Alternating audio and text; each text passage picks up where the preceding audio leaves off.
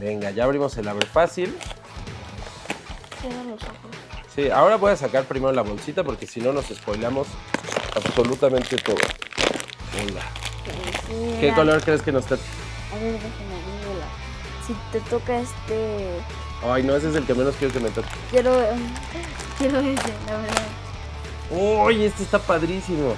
Un poquito tedioso quitarle los plásticos, pero eso hace que tus artículos lleguen en perfecto estado a tu casa. Muy, muy bien ahí. Este viene obviamente con su tarjeta coleccionable. Y este, por ejemplo, sí viene con un parabrisas, literal, así un domo únicamente. Y pues está bueno, ¿no? O sea, siento que se lo pudieron haber ahorrado, pudieron haber puesto literal el mismo molde de este, pero decidieron hacerlos diferentes para que cada uno tenga su propia personalidad.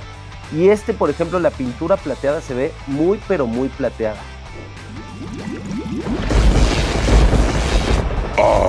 Unbound.